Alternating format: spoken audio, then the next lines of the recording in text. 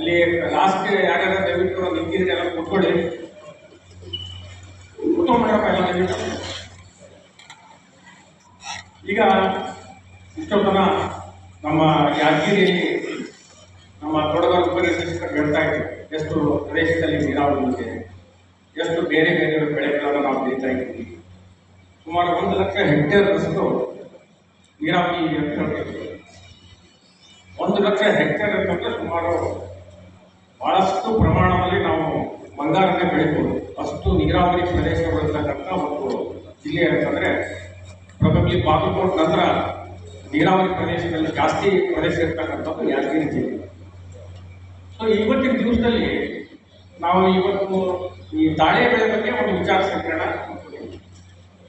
ಭಾಳ ಜನಕ್ಕೆ ನಾವು ಯಾವುದಾದ್ರೂ ಒಂದು ಮಾರ್ಕೆಟಿಗೆ ಹೋದರೆ ನಾವು ಏನಾದರೂ ನಮ್ಮ ಮನೆಗೆ ಬೇಕಾದಂಥ ಅಡುಗೆಗೆ ಎಣ್ಣೆ ಏನು ಉಪಯೋಗ ಮಾಡ್ತೀವಿ, ಎಲ್ಲ ಕಡೆ ಹೋದರೂ ಪಾಮ್ ಆಯಿಲ್ ಅಥವಾ ತಾಳೆ ಎಣ್ಣೆ ಅಥವಾ ಇಲ್ಲಿ ಹತ್ರ ಪಾಮ್ ಆಯಿಲ್ ಅಂತ ಕರೀತೀವಿ.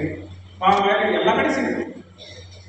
ಪ್ರತಿಯೊಂದು ಹೋಟೆಲ್ನಲ್ಲಿ, ಪ್ರತಿಯೊಂದು ಮದುವೆ ಕಾರ್ಯಕ್ರಮದಲ್ಲಿ, ಪ್ರತಿಯೊಂದು ರೆಸ್ಟೋರೆಂಟ್ನಲ್ಲಿ, ಆಜುಬಾಜು ರೋಡ್ನಲ್ಲಿ ಮಾಡ್ತಕ್ಕಂಥ ಪಾನಿಪುರಿ ಇರ್ಬೋದು, ಬೇಲ್ಪುರಿ ಇರ್ಬೋದು, ಪುರಿ ಕರಿತಾ ಇರ್ತಾರೆ, ನಾವೆಲ್ಲ ಮಾಡೋದು ಪಾಮ್ ಆಯಿಲ್. ಯಾಕಪ್ಪ ಪಾಮ್ ಆಯಿಲ್ ಮಾಡ್ತಾರೆ? ಶೇಂಗಾ ಎಣ್ಣೆ ಯಾಕೆ ಮಾಡೋಲ್ಲ ಅಥವಾ ಕುಸುಬೆ ಎಣ್ಣೆ ಯಾಕೆ ಮಾಡೋಲ್ಲ? ಏನಾದರೂ ನಾವು ಸ್ವಲ್ಪ ಇಲ್ಲಿ ಕೂತ್ಕೊಂಡ ಭಾಳ ಜನರು ಮುಂದಿನ ಸಾಲಲ್ಲಿ 3ನೇ ಸಾಲಲ್ಲಿ ಕೂತ್ಕೊಂಡ್ರೆ ಹೆಚ್ಚು ಕಡಿಮೆ ನಮ್ಮ ಏಜ್ ಇದೆ. ಈ ಸ್ಟೂಡೆಂಟ್ಸ್ probably ನನಗಿಂತ ಒಂದು 20ರಿಂದ 30 ವರ್ಷ ಸಣ್ಣದಿತ್ತು. ಈಗ ಒಂದು ಹಳೆ ಕಾಲದ ಏನಾದರೂ ನಾವು ಸ್ವಲ್ಪ ನೆನಪು ಮಾಡಿಕೊಂಡ್ರೆ, ಅಂದರೆ ನಾನು ವಿದ್ಯಾರ್ಥಿ ಇದ್ದಾಗ, ಅಂದರೆ ನಿಮಗೂ ಅದು ಹೆಚ್ಚು ಕಡಿಮೆ ಸೂಟ್ ಆಗ್ಬೋದು, ನನ್ನ ನೆನಪುಗಳನ್ನು ನಿಮಗೂ ಆಗ್ಬೋದು. ನಾವು ವಿದ್ಯಾರ್ಥಿಗಳಿದ್ದಾಗ ಸುಮಾರು, ಅಂದರೆ ನಾನು ಹೇಳೋದು ಸುಮಾರು 1980-90ರವರೆಗೆ ನಮ್ಮ ಮನೇಲಿ ಏನಾದರೂ ನಮ್ಮ ಮನೆಗೆ ಎಣ್ಣೆ ಬೇಕಾಗಿದ್ರೆ ನಾವೇನು ಮಾಡ್ತಿದ್ವಿ ಅಂದರೆ, ನಾನು ನಮ್ಮ ಬ್ರದರ್ ಹೋಗ್ಕೊಂಡು 15 kg ಡಬ್ಬ ತಗೊಂಡು ಸೈಕಲ್ ಮೇಲೆ ಹೋಗ್ತಿದ್ವಿ. ನಾವು ಎಲ್ಲಿ ಹೋಗ್ತಿದ್ವಪ್ಪ ಅಂದರೆ ಗಾಡಕ್ಕೆ ಹೋಗ್ತಿದ್ವಿ. ನಮ್ಮ ಊರಲ್ಲಿ ಒಂದು ಸಣ್ಣ ಊರಿನಾಗ ಒಂದು 5-6 ಗಾಡಿ ಇದ್ದವು. ಆ ಗಾಡದಲ್ಲಿ ಹೋಗಿ ಮೊದಲೇ ಹೇಳಿಬಿಟ್ರೆ, ನೋಡಪ್ಪ ನಮಗೆ ಕುಸುಬೆ ಎಣ್ಣೆ ಬೇಕು, ಇಲ್ಲಾಂದ್ರೆ ಶೇಂಗಾ ಎಣ್ಣೆ ಬೇಕು ಅಂತಂದ್ರೆ ಅವ ಸರ್ ರೆಡಿ ಕೊಡೋ, ಇಲ್ಲಾಂದ್ರೆ ಒಂದು ತಾಸು ಹೋಗಿ ಬರ್ಸೋದು ನಾವು ಮಾಡಿಕೊಡ್ತೀವಿ. ನಮ್ಮ ಇದೆಲ್ಲರಿಗೂ ಅನುಭವ ಆಗಿರ್ಬೋದು, ನಮಗೆಲ್ಲರಿಗೂ ಅನುಭವ ಆಗಿದೆ. ಅಂದರೆ ಪ್ರತಿಯೊಂದು ಹಳ್ಳಿಯಲ್ಲೂ ಗಾಡಿಗಳಿವೆ. ಇನ್ನು ತಾಲೂಕು ಪ್ಲೇಸ್ನಲ್ಲಿ ಅಥವಾ ಜಿಲ್ಲಾ ಮಟ್ಟದಲ್ಲಿ ಇದು ಜಾಸ್ತಿ ಇದ್ದಿರ್ಬೋದು. ಒಂದು ನಿಮ್ಗೆ ನೆನಪಿರ್ಬೋದು, ಚಿತ್ರದುರ್ಗದಲ್ಲಿ ಒಂದು ಚಳ್ಳಕೆರೆ ಅಂತ ಒಂದು ಊರಿದೆ. ಭಾಳ ಜನಕ್ಕೆ ಗೊತ್ತಿರ್ಬೋದು, ಅಥವಾ ಚಿತ್ರದುರ್ಗ ಜಿಲ್ಲೆಯವರು ಯಾರಾದ್ರೂ ಇದ್ರೆ ಚಳ್ಳಕೆರೆ ಅಂತ ಊರಿದೆ. 1990ವರೆಗೂ ಅಲ್ಲಿ ಪ್ರತಿ ದಿವಸ 60 ಟ್ರಕ್ ಲೋಡು ಶೇಂಗಾ ಎಣ್ಣೆ ಬೇರೆ ಬೇರೆ ದೇಶಗಳಿಗೆ, ಬೇರೆ ಬೇರೆ ಊರುಗಳಿಗೆ, ಹೈದರಾಬಾದ್ಗೆ, ಮುಂಬೈಗೆ, ಡೆಲ್ಲಿಗೆ, ಕಲ್ಕತ್ತಾಕ್ಕೆ, ಆ ಊರಿಂದ ಹೋಗ್ತಿತ್ತು. 1990ರವರೆಗೆ 95ರವರೆಗೆ 60-30 ಗಾಡಿ ಆಗ್ತದೆ. 95 ನಂತರ ದಿವಸಕ್ಕೆ 10 ಗಾಡಿ ಆಗ್ತದೆ. ಇವತ್ತು ನೀವು ಏನಾದರೂ ಹೋಗಿ ನೋಡಿದ್ರೆ ಅಲ್ಲಿ ದಿವಸಕ್ಕೆ 4 ಗಾಡಿಗೂ ಹೋಗಲ್ಲ. ಯಾಕಪ್ಪ ಅಂತಂದರೆ ಇದು ನಮ್ಮ ಕಳೆದ 30 ವರ್ಷದಲ್ಲಿ ನಮ್ಮ ಆರೋಗ್ಯ ಮತ್ತು ನಮ್ಮ ಮನೆಯಲ್ಲಿ ನಾವೇನು ಅಡುಗೆ ಮಾಡ್ತಾ ಇದ್ದೀವಿ, ನಮ್ಮ ಆಹಾರ ಪದ್ಧತಿ ಪೂರ್ತಿ ಚೇಂಜ್ ಆಗಿದೆ. ಉದಾಹರಣೆಗೆ ಹೇಳ್ಬೇಕಂತಂದರೆ 1990ರವರೆಗೂ ಈಗ ನಮ್ಮ ಮನೆಯಲ್ಲಿ ಏನು ನಾವು ಅಡುಗೆ ಆಯಿಲ್ ಯೂಸ್ ಮಾಡ್ತೀವಿ, ಅಡುಗೆಗೆ ಪ್ರತಿ ವರ್ಷ ಪ್ರತಿಯೊಬ್ಬ ಮನುಷ್ಯ 8 kg ತಿಂತಿದ್ವಿ. ಯಾವಾಗ 1995ರವರೆಗೂ. ಅದು ಏರ್ತಾ ಇವತ್ತಿನ ಏನಾದರೂ ಫಿಗರ್ ತೆಗೆದ್ರೆ ದಿವಸಕ್ಕೆ, ಅಂದರೆ ಒಂದು ವರ್ಷಕ್ಕೆ ಒಬ್ಬ ಮನುಷ್ಯ 20 kg ಅಡುಗೆ ಎಣ್ಣೆ ಉಪಯೋಗ ಮಾಡ್ತಾ ಇದ್ದೀವಿ. ಯಾಕೆ ಅಂದರೆ ನಾವು ಪಿಜ್ಜಾ ತಿಂತೀವಿ, ಬರ್ಗರ್ ತಿಂತೀವಿ, ಪೂರಿ ತಿಂತೀವಿ, ದೋಸೆ ತಿಂತೀವಿ, ನಾನ್ ವೆಜ್ ತಿಂತೀವಿ, ಚಿಕನ್ ಮಟನ್ ಎಲ್ಲ ತಿಂತೀವಿ, ಎಲ್ಲಕ್ಕೂ ಎಣ್ಣೆ ಹಾಕ್ತೀವಿ. ಆ ಬಜ್ಜಿ ಕರೀತಾರೆ. ಬಜ್ಜಿ ಏನಾದರೂ ಎತ್ತಿದ್ರೆ ಅದ್ರ ಮೇಲೆ ಟಪ ಅಂತೇಳಿ ಎಣ್ಣೆ ಬಿಡಬೇಕು, ಅಂದ್ರೆ ಮಾತ್ರ ನಮ್ಗೆ ರುಚಿ ಆಗ್ತದೆ. ಮತ್ತು ಎಣ್ಣೆ ಅಂದ್ಕೊಳ್ಳೆ ಬೇರೆ ಎಣ್ಣೆಗೆ ಹೋಗ್ಬೇಡ್ರಿ, ಅದು ಜಾಸ್ತಿ ಆಗಿದೆ. ಅದು 8 kg ಇದೆ, 20 kg ಆಗಿದೆ, ಅದು ಜಾಸ್ತಿ ಆಗಿದೆ, ಎಲ್ಲ ಕಡೆ ಆಗಿದೆ. ಅಂದರೆ ಇದನ್ನು ಎದಕ್ಕೆ ಹೇಳ್ತಾ ಇದ್ದೀನಿ ಅಂತಂದರೆ, ಒಂದು ದೇಶದ ಒಂದು ಜನಸಂಖ್ಯೆ ಜಾಸ್ತಿ ಆಯಿತು, ಮತ್ತು ಪ್ರತಿಯೊಂದು ದಿವಸ ನಾವೇನು ಅಡುಗೆ ಬಳಸ್ತಾ ಇದ್ದೀವಿ ಇದರ ಪ್ರಮಾಣವೂ ಜಾಸ್ತಿ ಆಯಿತು. ಎಷ್ಟು ಪ್ರಮಾಣ ಅಂದರೆ 2.5 ಪಟ್ಟು ಜಾಸ್ತಿ ಆಯಿತು. ಭಾಳ ಜನ ಹಲವರೆಲ್ಲ ಗೊತ್ತಿರ್ಬೋದು, 1992ರವರೆಗೂ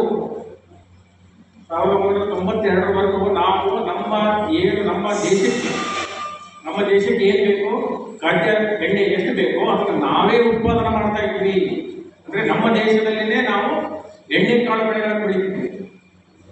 ಈಗ ಚಳಿಕೆರೆ ಬೆಳೆಗೆ ಹೋದ್ರೆ ಫುಲ್ ಶೇಂಗಾ ಬೆಳಿತಿದ್ರಲ್ಲ, ಫುಲ್ ಶೇಂಗಾ. ಯಾಕಂದ್ರೆ ಅದು ಸ್ವಲ್ಪ ಮರಳು ಮಿಶ್ರಿತ ಮಣ್ಣಿತ್ತು, ಕೆಂಪು ಮಣ್ಣಿತ್ತು, ಸ್ವಲ್ಪ ಕಲ್ಲು ಗ್ರಾಮೀಣ ಸಣ್ಣ ಸಣ್ಣ ಕಲ್ಲಿನ ಮಣ್ಣು, ಅಲ್ಲೆಲ್ಲ ಶೇಂಗಾ ಬೆಳಿತಿದ್ರು. ಆಮೇಲೆ ಈ ಉತ್ತರ ಭಾರತ ಕಡೆ ಹೋದ್ರೆ ಸಾಸಿವೆ ಎಣ್ಣೆ ಬೆಳಿತಿದ್ರು.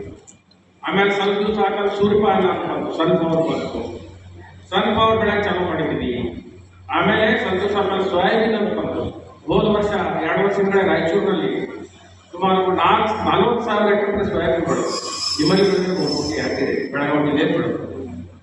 ಆಮೇಲೆ ಕಾಟನ್ ಸೀಡ್ ಆಯಿಲ್ ಅಂತ ಬಂತು, ಹತ್ತಿ ಬೀಜದ ಎಣ್ಣೆ ತೆಗೆದುಕೊಂಡು. ಆಮೇಲೆ ಈ ನೆಲ್ ತೌಡು, ರೈಸ್ ತೌಡಿಂದ ಎಣ್ಣೆ ತೆಗೆಯಕ್ಕೆ ಸ್ಟಾರ್ಟ್ ಮಾಡಿ. ಇದೆಲ್ಲ ಯಾಕೆ ಮಾಡಕತ್ತೀವಂದ್ರೆ ನಮ್ಮಲ್ಲಿ ಈ ಎಣ್ಣೆಗೆ ಎಷ್ಟು ನಾವು ಕನ್ಸ್ಯೂಮ್ ಮಾಡ್ತೀವಿ, ಎಷ್ಟು ಬಳಸ್ತೀವಿ, ಅದರದ್ದು ಉತ್ಪಾದನೆ ನಮ್ಮ ಕಡೆ ಮಾಡೋಕ್ಕಾಗ್ತಾ ಇಲ್ಲ. ನಿಮ್ಗೆ ಒಂದು ಸಿಂಪಲ್ ಸ್ಟ್ಯಾಟಿಸ್ಟಿಕ್ಸ್ ಎಸ್ಪೆಷಲಿ ಸ್ಟೂಡೆಂಟ್ಸ್ ಹೇಳ್ಬೇಕಂದ್ರೆ, ಒಟ್ಟಾರೆ ನಮ್ಮ ಭಾರತ ದೇಶದ್ದು ರಿಕ್ವೈರ್ಮೆಂಟ್ ಎಷ್ಟು ಅಂದರೆ ಅಡುಗೆ ಎಣ್ಣೆ ಎಷ್ಟು ಬೇಕಪ್ಪ ಅಂತಂದರೆ 24 ಮಿಲಿಯನ್ ಮೆಟ್ರಿಕ್ ಟನ್ ಬೇಕು ಪ್ರತಿ ವರ್ಷ. ಇಡೀ ನಮ್ಮ ಭಾರತ ದೇಶಕ್ಕೆ 24 ಮಿಲಿಯನ್ ಮೆಟ್ರಿಕ್ ಟನ್ ಬೇಕು. ನಾವು ಬಳಸ್ತಾ ಇರೋದು ಎಷ್ಟು? ನಮ್ಮ ಉತ್ಪಾದನೆ ಆಗ್ತಾ ಇರೋದು ಭಾರತ ದೇಶದಲ್ಲಿ ಕೇವಲ 11 ಮಿಲಿಯನ್ ಮೆಟ್ರಿಕ್ ಟನ್. ಅಂದ್ರೆ 13 ಮಿಲಿಯನ್ ಮೆಟ್ರಿಕ್ ಟನ್ ಅನ್ನ ನಾವು ಬೇರೆ ಬೇರೆ ದೇಶಗಳಿಂದ ಆಮದು ಮಾಡ್ಕೊಳ್ತಾ ಇದ್ದೀವಿ. ಅಂದ್ರೆ ಸುಮಾರು 68% ಏನು ನಮ್ಮ ಖಾದ್ಯ ತೈಲದ್ದು ಏನು ಬೇಡಿಕೆ ಇದೆ ಅದು ಬೇರೆ ಬೇರೆ ದೇಶಗಳಿಂದ ತರಿಸ್ತಾ ಇದ್ದೀವಿ. 13 ಮಿಲಿಯನ್ ಮೆಟ್ರಿಕ್ ಟನ್ ಅಲ್ಲಿ ಸುಮಾರು 70% ತಾಳೆ ಬೆಳೆಗೆ ತರಿಸ್ತೀವಿ, ತಾಳೆ ಎಣ್ಣೆಗೆ ತರಿಸ್ತೀವಿ. ಅಲ್ಲಿ ನಿಮ್ಗೆ ಕಾಣ್ತೇವೆ ನೋಡ, ಕಚ್ಚಾ ತೈಲ ಹಳದಿ ಅರಿಶಿಣ ಕಲರ್ ಐತಲ್ಲ, ಅದು ಕಚ್ಚಾ ಈ ತಾಳೆ ಬೆಳೆದ ಕಚ್ಚಾ ಎಣ್ಣೆ, ಅದನ್ನು ಬೇರೆ ಬೇರೆ ದೇಶಗಳಿಂದ ತರಿಸ್ತಾ ಇದ್ದೀವಿ. ಅಂದ್ರೆ ಅದಕ್ಕೆ ಎಷ್ಟು ದುಡ್ಡು ಖರ್ಚು ಮಾಡ್ತೀವಿ ಅಂತ ಏನಾದರೂ ಲೆಕ್ಕ ಹಾಕಿದ್ರೆ ಇಡೀ ನಮ್ಮ ಭಾರತ ದೇಶದ ಕೃಷಿ ಮತ್ತು ಕೃಷಿ ವಲಯಕ್ಕೆ, ಅದರ ಕೃಷಿ, ತೋಟಗಾರಿಕೆ ಮತ್ತು ಈ ಪಶುಸಂಗೋಪನೆ, ರೇಷ್ಮೆ ಇಲಾಖೆಗೆ ಎಷ್ಟು ಬಜೆಟ್ ಕೊಡ್ತಾರೆ? 1,45,000 ಕೋಟಿ. ಅಷ್ಟು ದುಡ್ಡನ್ನು ನಾವು ಬರೀ ಆಮದಿಗೆ ಖರ್ಚು ಮಾಡ್ತಾ ಇದ್ದೀವಿ. 1,45,000 ಕೋಟಿ ರೂಪಾಯಿ ಬರೀ ಈ ಖಾದ್ಯ ತೈಲಗಳನ್ನ ಆಮದು ಮಾಡಿಕೊಂಡು ಖರ್ಚು ಮಾಡ್ತಾ ಇದ್ದೀವಿ.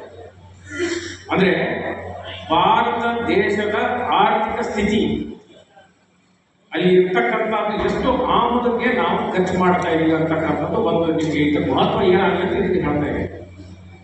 ನಂಬರ್ 1. ನಂಬರ್ 2, 1,44,000 ಅಥವಾ 45,000 ಒಳಗೆ ಸುಮಾರು 1,00,000 ಕೋಟಿ ಬರೀ ಈ ಕಚ್ಚಾ ಈ ಎಣ್ಣೆ ತಾಳೆ ಬೆಳೆಯನ್ನು ತರಿಸ್ಬೋದು.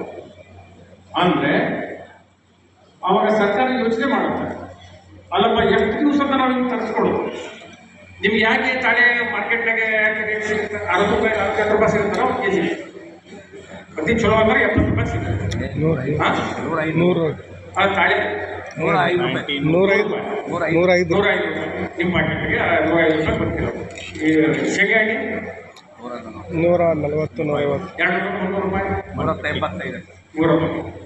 ಕುಸುಬೆ ಎಣ್ಣೆ 400 ರೂಪಾಯಿ. ಈಗ ನಿಮ್ಗೆ ನಮ್ಮ ಆರೋಗ್ಯನೂ ನಾವು ಹೆಂಗೆ ಹಾಳು ಮಾಡ್ಕೊಂಡಿದ್ದೀವಿ ಅಂತ ಹೇಳ್ತೀವಿ. ಶೇಂಗಾ ಎಣ್ಣೆ ನೀವು ಹೇಳಿದ್ರೆ ಈಗ 200 ರೂಪಾಯಿ ಸಿಗುತ್ತೆ. 200 ರೂಪಾಯಿ ಸಿಗಬೇಕಂತಂದ್ರೆ ಅದು ಪ್ಯಾರಾಫಿನ್ ಮಿಕ್ಸ್ ಮಾಡ್ಯಾರ. ಯಾಕಂದ್ರೆ 1 ಕಿಲೋ ಶೇಂಗಾ ಕನಿಷ್ಠ ಏನಂದ್ರೆ 100 ರೂಪಾಯಿ, ಅತಿ ಚಲೋ ಕ್ವಾಲಿಟಿ. 1 kg ಹಾಕಿದ್ರೆ ನಿಮ್ಗೆ ಬರೋದು 330 ಗ್ರಾಮ್ ಎಣ್ಣೆ ಮಾತ್ರ. ಅಂದರೆ 4 kg ನೀವು ಏನಾದರೂ ಶೇಂಗಾ ಕೃಷಿ ಮಾಡಿದರೆ ಸುಮಾರು 1 kg ಸಿಗುತ್ತೆ. ಅಂದರೆ 100ರಿಂದ 400 ರೂಪಾಯಿ ಆಯಿತು kg. ಕೃಷಿಗೆ ಚಾರ್ಜ್ ಒಂದು 50 ರೂಪಾಯಿ ಹಿಡಿದು ಪಾಕೆಟ್ ಎಲ್ಲ 450 ರೂಪಾಯಿ ಮಿನಿಮಮ್ ಬರಬೇಕು ಯಾವುದೋ ಶೇಂಗಾ ಎಣ್ಣೆ. ನಾವು ತರ್ತಾರೆ 200 ರೂಪಾಯಿ.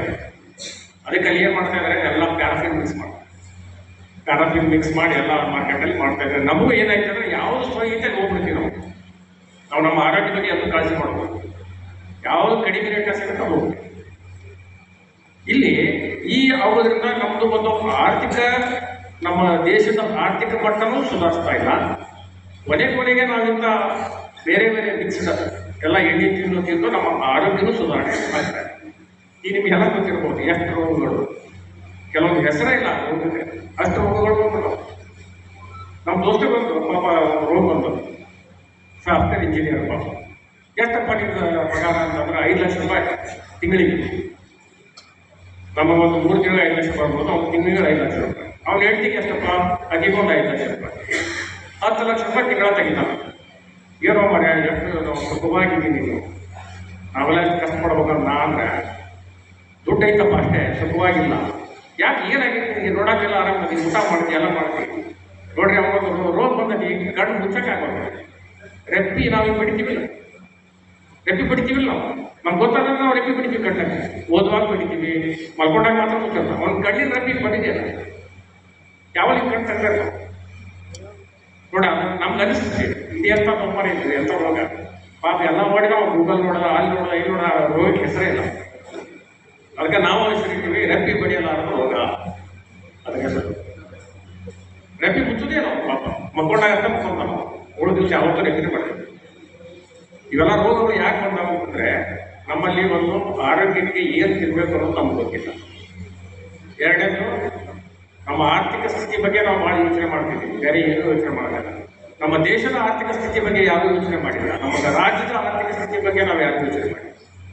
ಅದಕ್ಕೆ ಕರ್ನಾಟಕ ಸರ್ಕಾರ ಮತ್ತು ಭಾರತ ಸರ್ಕಾರ ಏನು ಮಾಡಿದ್ರು, ಒಂದು ದೊಡ್ಡ ಪ್ಲಾನ್ ಆಗ್ತದೆ. ಅಲ್ಲಪ್ಪ ಇಷ್ಟೆಲ್ಲ ಯಾಕೆ ನಾವು ಬೇರೆ ದೇಶದಿಂದ ಆಮದು ಮಾಡ್ಕೋಬೇಕು? ಅದು ಮುಖ್ಯವಾಗಿ ನಮ್ಮ ಏನು ತಾಳೆ ಬೆಳೆ ಐತಂದ್ರು, ನಾವು ಮುಖ್ಯವಾಗಿ ಮಲೇಷಿಯಾ, ಕೋಸ್ಟಾರಿಕಾ ಮತ್ತು ಥೈಲ್ಯಾಂಡ್, ಫಿಲಿಪೀನ್ಸು, ವಿಯೆಟ್ನಾಮಿಕ್ಸ್ ಅಲ್ಲಿಂದ ನಾವು ಆಮದು ಮಾಡ್ಕೋತೀವಿ.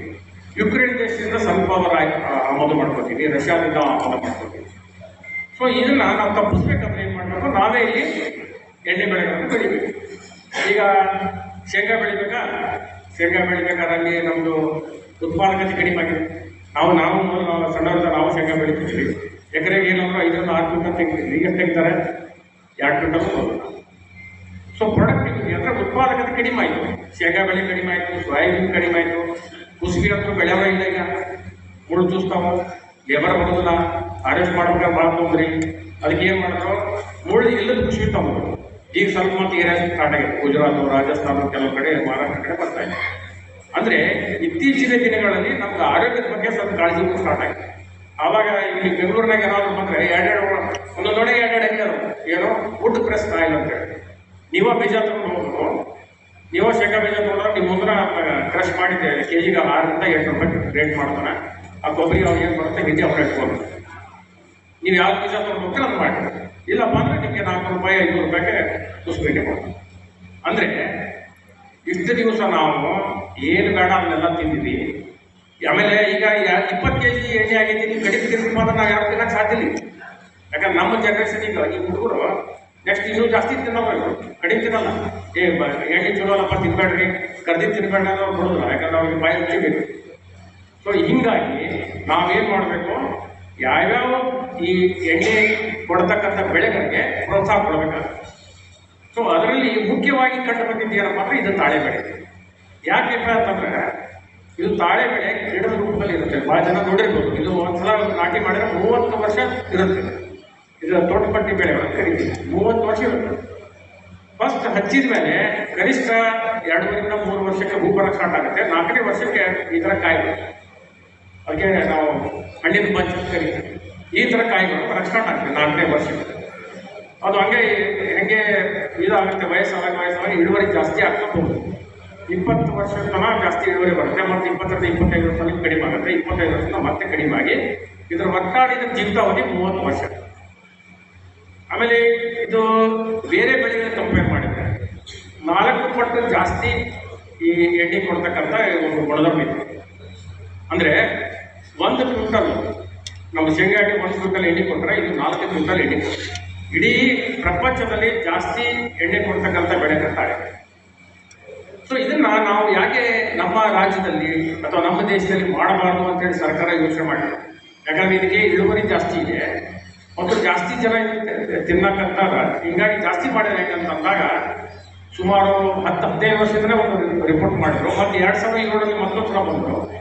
ಆವಾಗ ಯಾದಗಿರಿ ಜಿಲ್ಲೆ ಎಲ್ಲೆಲ್ಲಿ ಇದು UKP ಬೆಲ್ಟ್ ಇದೆ, ಕೃಷ್ಣಾ ಬೆಲ್ಟ್ ಇದೆ, ಅದೇ ಥರ Sindhur, Raichur, Koppal, Tungabhadra belt plus UKP belt plus Bagalkote ಜಿಲ್ಲೆ, ಅಂದರೆ ಎಲ್ಲಿ ನೀರಾವರಿ ಚೆನ್ನಾಗಿದೆ ಅಂಥ ಒಂದು ಬೆಳೆಗಳಲ್ಲಿ ಇದು ಭಾಳ ಚೆನ್ನಾಗಿ ಬರುತ್ತೆ. ಈಗ ನೀವು ನೆಲ ಬೆಳಿತೀರ, ಈ ವರ್ಷನೂ ಸ್ವಲ್ಪ ರೇಟ್ ಚಲೋ ಇರ್ಬೋದು.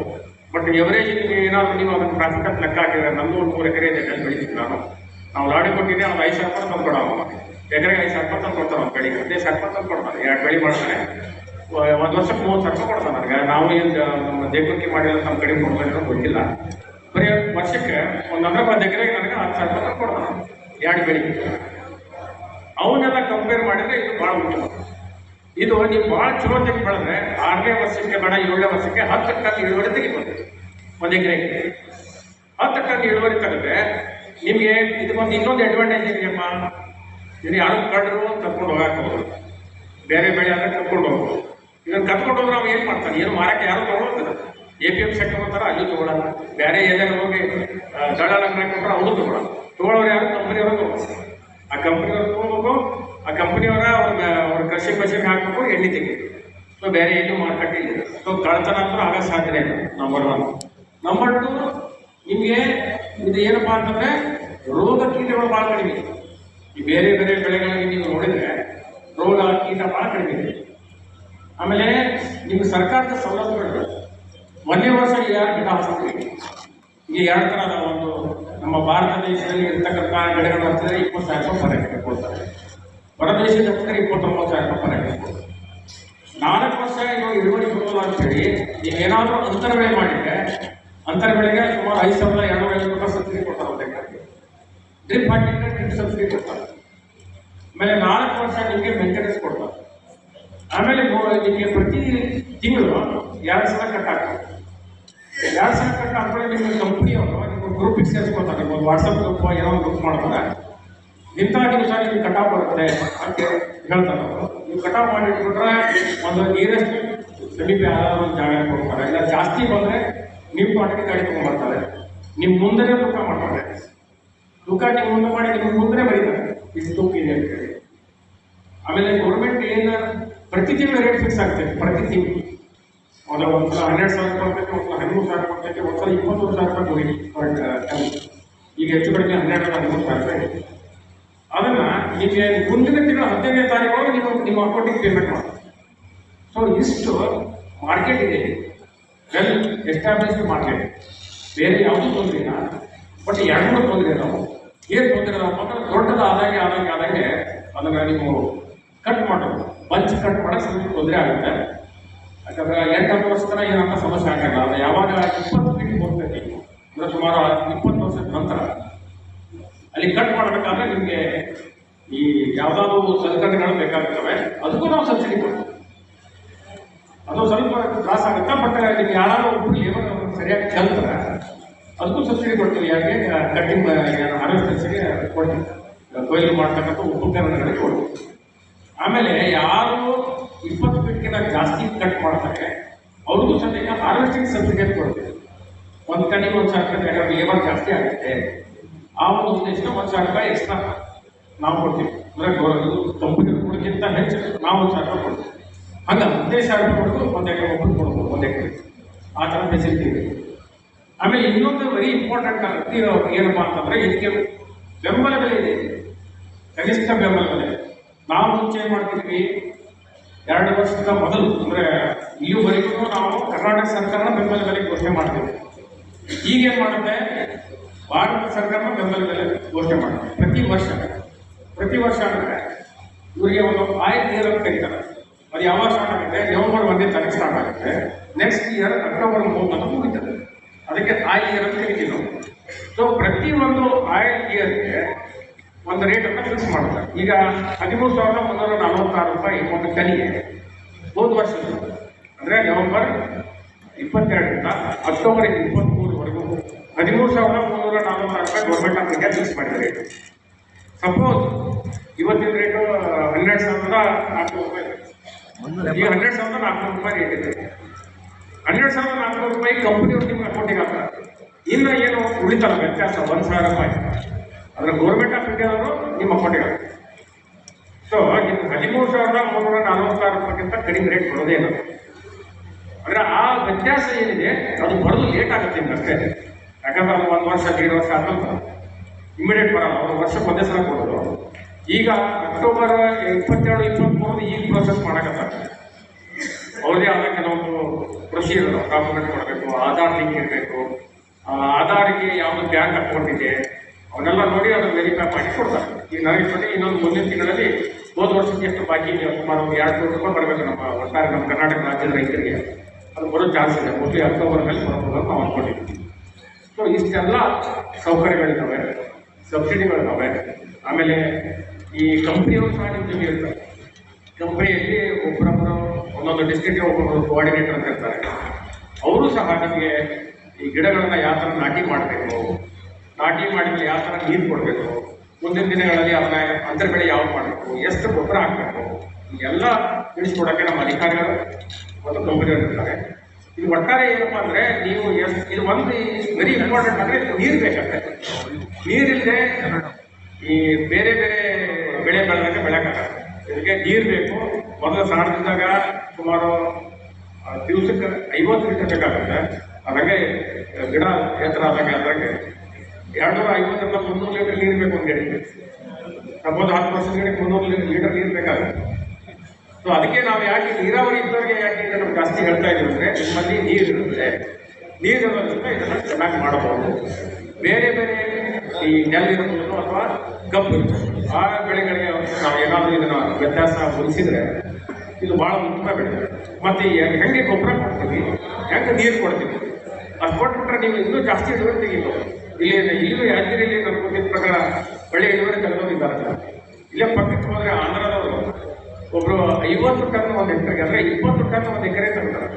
ಸಿರುಗುಪ್ಪದವರು 20 ಟನ್ ಒಂದು ಎಕರೆ ತಗೊಳ್ತಾರೆ. ಅದೇ ಥರ ಶಿವಮೊಗ್ಗ, ದಾವಣಗೆರೆಯವರು ಸಹ 20 25 ಟನ್ವರೆಗೂ ನಾವು ಹೆಂಗೆ ಕಾಳಜಿ ಮಾಡ್ತೀವಿ ಹಂಗೆ ಇಳುವರಿ ಕೊಡುತ್ತೆ. ಸೊ ಯಾವುದೂ ಹೆಚ್ಚಿನ ತೊಂದರೆ ಇಲ್ಲ ಇದಕ್ಕೆ. ಆದರೆ ಏನಪ್ಪ ಅಂದರೆ 30 ವರ್ಷವರೆಗೂ ನೀವು ಅದನ್ನು ಬೆಳೆಸ್ಕೋಬೇಕು. 4 ವರ್ಷದ ನಂತರನೂ ನೀವು ಅಂತರ ಬೆಳೆಗಳನ್ನು ಮಾಡಬಹುದು. ಕೆಲವೊಂದು ಲಿಮಿಟೆಡ್ ಅಂತರ ಬೆಳೆಗಳನ್ನು ಮಾಡಬಹುದು. ಇಲ್ಲಾಂದರೆ ಕುರಿ ಸಾಕ್ಬೋದು, ಕೋಳಿ ಸಾಕ್ಬೋದು, ಆಡು ಸಾಕ್ಬೋದು, ಇವೆಲ್ಲ ಮಾಡ್ಬೋದು. ಸೊ ಈ ಒಟ್ಟಾರೆ ಇವನ್ನೆಲ್ಲ ನಾನು ಹೇಳಿದ ಮೇಲೆ ಸುಮಾರು ಲಾಸ್ಟ್ ಒಂದು 3 ವರ್ಷ ಹಿಂದ್ಗಡೆ ಇಲ್ಲೇ ಒಂದು ಫಂಕ್ಷನ್ ಮಾಡಿದ್ವಿ, 2 ಫಂಕ್ಷನ್. ಅವಾಗ ಆ್ಯಕ್ಚುಲಿ ನಮಗೆ ರೈತರ ಭೇಟಿ ಮಾಡಿದ್ರು. ಅವಾಗ ನಮ್ಮ ಹತ್ರ ಸಸಿ ಇಲ್ಲ ಕೊಡೋಕ್ಕೆ. ಯಾಕಂದರೆ ಅವಾಗ ಇಡೀ ಭಾರತ ದೇಶಾದ್ಯಂತ ಈ ಸ್ಕೀಮ್ ಕೊಟ್ಟರು.